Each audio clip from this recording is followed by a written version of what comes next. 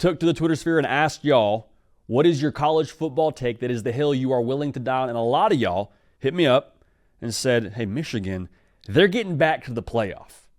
Is that true? Do we feel that way?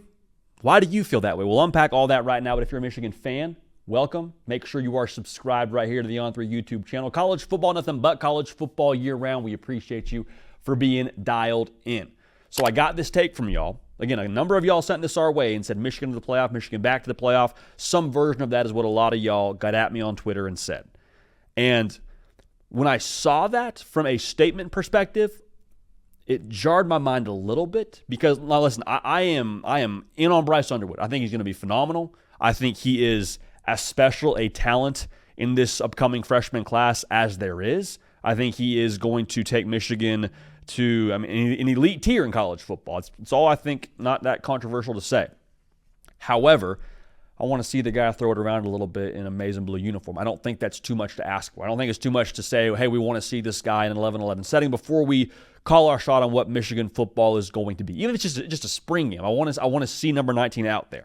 I also want to see what the new look offense is under Chip Lindsey. Again, I have faith in it. I trust it. I'm excited about it. But there is some degree of seeing is believing here. I don't think we're saying anything too out of left field. So my February prediction now, without seeing all those things, is I'm not buying stock in that necessarily. Now I say that, but then you start to unpack it a little bit more, and there's a path here. there's very much so a path for Michigan to find their way into the playoff. Now, we'll do our official playoff predictions as it gets closer to August, maybe early August. Haven't decided when we'll do those yet. When we call our shot for the playoff, we'll let you know our official take on this.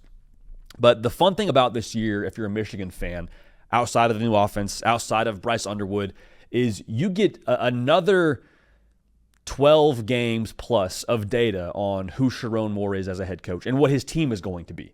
Because last year, as fun as the finish was, and as much as you give Sherrone Moore credit for what last season was as a whole, like there was still some Harbaugh traits left over on what that team was, even with all the production that you lost from that national title team. There was still some Harbaugh genetics within this team. Not saying that's not going to exist next year, but there's a lot less of that here as you go into year 2 of the Sherrone Moore era. So my point being, this is now even furthermore a Sherrone Moore football team in Ann Arbor. In addition to that, look at the roster, that reflects the Sherrone Moore approach in Ann Arbor. Because what do we say? He's a recruiter. He's going to try and attract more top talent guys to Michigan, and they're going to win at a higher level on the recruiting trail. That has been the case via the portal, via the high school level. And so my take there is you're going to see this Michigan team, while you lose some key NFL dudes from a Mason Graham to a Kenneth Grant to a Colston Loveland to a Will Johnson, like you lose some Sunday players for sure. But I think the lower part of your roster, I think that floor from a talent level gets raised a good bit. So that's exciting if you're a Michigan fan because last year, like I mentioned, how you finished with beating Ohio State yet again, beating Alabama in the bowl game, a team that felt like they should have been in the college football playoff. There's a lot to be excited about. But y'all, you look at this schedule, there's even more to be excited about. Because if we're saying Michigan's going to make the playoff, I think it probably requires somewhere in the range of a 10-2 record. Look at September. Your toughest games are at Nebraska and at Oklahoma. If you can just split those two and win the other ones that you're supposed to, get out of September with only one loss. Okay, now if you get out of there undefeated, phenomenal. In October, the stretch that to me will define your season, really, to be honest with you, are the games against USC, at USC. Then you turn around and play Washington in Ann Arbor. Now, you also have to win the game at Michigan State, of course, but the point I'm trying to make here is if you can get out of October with only one other loss, so call it one loss or two losses by the end of October. Y'all, in November, you only play a combined total of 3 conference wins outside of Ohio State from the year before. So you should be able to get to the Ohio State game if you have 2 losses with a record of 9-2. Like, y'all, the schedule is workable. The schedule is extremely workable. You play 7 teams that had a conference record in the Big Ten of less than 500. Okay, you'll take that draw every single day of the week. You also don't play Oregon, no Penn State, no Illinois. If you're telling me that if I'm a Michigan fan, our college football playoff hopes and dreams come down to a game in Ann Arbor against a team that we have beaten 4 times in a row with a more talented quarterback than we had a season ago, to be real about this thing, you'll take that in a heartbeat. Because as much as people talk about Ohio State having a Michigan problem and what Ryan Day hasn't accomplished, that's all well and good. But I think we also got to make sure we turn around and give credit to Michigan. Michigan has, however you want to slice it, an Ohio State edge. They know how to play them. They know how to prepare for them.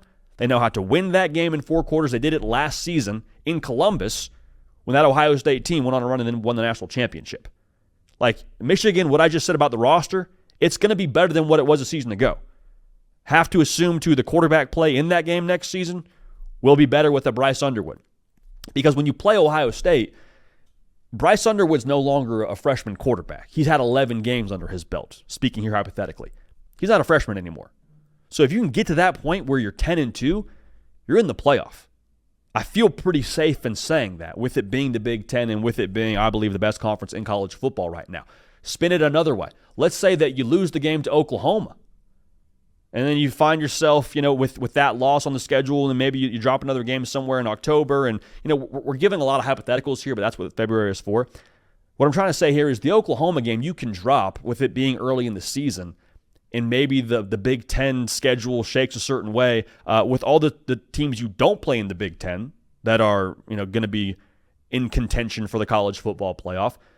Michigan could find themselves in a spot where they make the Big Ten title game, and at that point you're 4 quarters away from playing for the college football playoff in and of itself. So there's a lot here to be excited about if you're Michigan, especially looking at the gauntlet that you would have to run to get to the college football playoff as opposed to a season ago. Think about where we were this time last year. Everybody looked at the schedule, and it kind of had the yikes emoji, 9-3 maybe. Because what were the 3 games we were all circling preseason as potential stumbling blocks for Michigan? Texas, Oregon, Ohio State. Now you beat Ohio State, which, seems to be a routine now for the folks out there in the maize and blue. But you don't see that this year for Michigan. There isn't this feeling of 9-3 is probably this. There's not that feeling this year. The feeling I have is if I'm Michigan, every single game is winnable. The toughest game on your schedule is Ohio State, and that's a game that, again, you've won 4 times in a row with a lesser talent. It's not going to be the same talent gap this year when you play them at home. So to put a broader point on this, let's say that Michigan does make the playoff. Let's say that happens. The playoff is going to expand in 2026. There's going to be some automatic spots given to the Big Ten Conference. Looks like it'll be 4. And then you get Bryce Underwood for 2 more years. Michigan's not playing around. And to me, at that point, it will be a layup for Michigan to be a playoff team just about every single year. Now, just about's the key word, but if you can make the playoff with a true freshman Bryce Underwood, with smaller margins for making the playoff, and the margins expand, and Bryce Underwood gets a year better, and you get more talent on the roster, and you take another evolution, we're filling in a lot of blanks here that we don't have answers to yet, but I don't think that it's a crazy thought with that schedule, with your talent and the direction of what Michigan is and how they finished the season last year, what they've shown you they can be under Sherrone Moore, to think that it's very possible. So we're gonna hold our cards close to the vest here. We're gonna watch the Michigan spring game. We're gonna get a little more intel out of spring camp, but I'm very excited about what Michigan is here. Long term, for sure. Next 3 years, I think they're a top 10 team. But even in 2025, with what they have to get done to get to the playoff, there's reason for optimism. If they can have Bryce Underwood translate to a version of what you think he should be, and you keep those bully on the block traits that you've been, for the better part of the last, 5+ years, Michigan's going to be a force.